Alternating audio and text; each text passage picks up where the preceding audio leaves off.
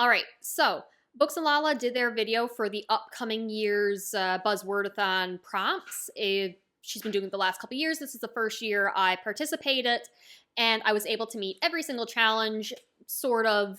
So you're given a prompt each month, and you're supposed to read like as many books as you can with that meet that prompt. I took it as read a book by that month. So any month before it, the month was my deadline, that met that prompt. So January was who, what, where, when, why kind of thing. I went with I Know What You Did Last Summer, so got the what. I despise this book so very much. The movie is bad. The movie is really, really bad. The book is worse. I meant to do a video, like, plot beat by plot beat on how stupid it was. And I was just too angry to do it, and I didn't want that negativity on my page, so I chose not to. I should probably make that video, because it'd be fun.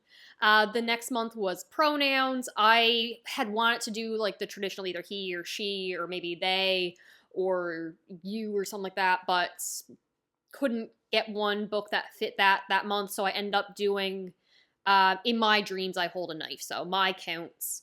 And I despise that book so very much, and I don't want to talk about it. So 2 bad ones in a row. I gotta give a better example. So like last month, so didn't meet the deadline for this challenge, but So Happy for You. So I hope that was satire and just ridiculous. Love that book so very much.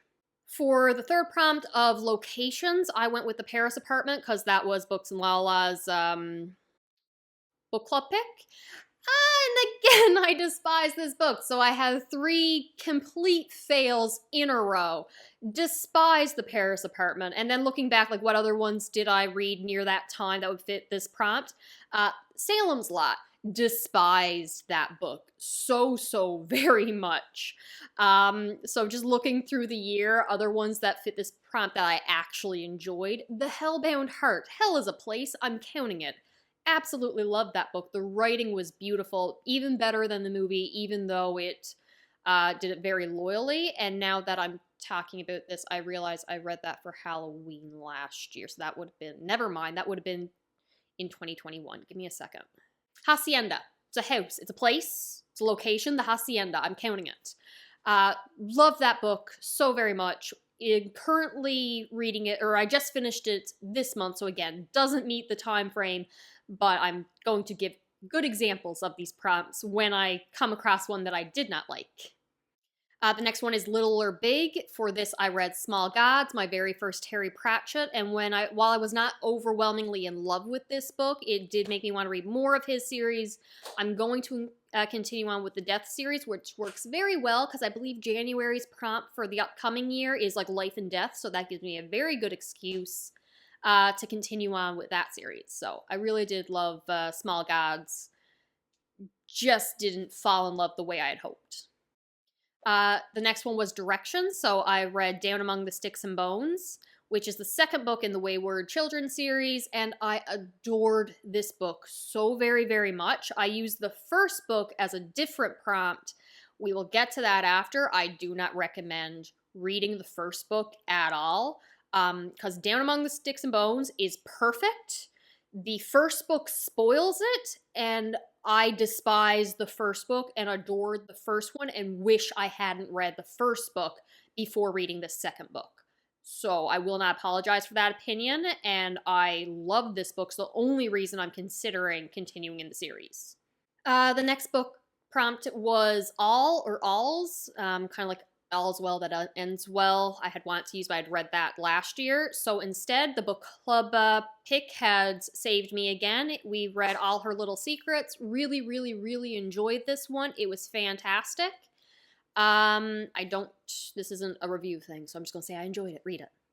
The next is like book related, book or library or paper or something like that. So I read the Book of Cold Cases, which I did enjoy far more than the author's first book that I read from them, but more like a 3.5 stars. So later on in the year, I had read The Woman in the Library.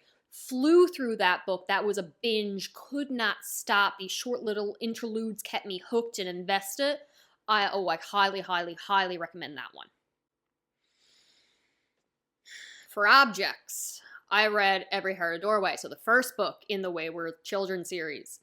As stated previously, despise that book and the glorification of abuse. I will not apologize for that interpretation of the book because I have no other way to interpret it. So there's the cat. He's in the background. Instead, I'm just going to say, like, Full Moon. That was a surprise. The moon is an object. I love that book. It was my reread of the Dresden Files, and I disliked Full Moon the first time I read it, and now it is possibly going to be one of my favorite Dresden Files books. I don't know how I binged that one in a day without meaning to. I was honestly shocked. Light and Dark. So I reread The Shining. I had first read it in high school, despised it in high school, and then I needed to read it again for my Reading Stephen King in Publication Order challenge, which I failed. I will continue that again in the upcoming year. But I adored this book upon reread. Like, high school Jessica was a complete idiot with zero taste and had no idea what a well-written character was. I absolutely adore The Shining now, so very much. Animals was the hardest one to find a prompt for or a title on my bookshelf. I was about to just be like, there's an animal on the cover. I'm going to read whatever with a big dragon on the cover because that's the only option I have. But then I realized I was reading Game of Thrones or Song of Ice and Fire series, and A Feast for Crows saved me. Crows is an animal. And this is probably my favorite book in the main series. I adored this book, which is an unpopular opinion, I think, but it is my favorite. It's about to be turned over by Fire and Blood, though, because I'm loving that so much more.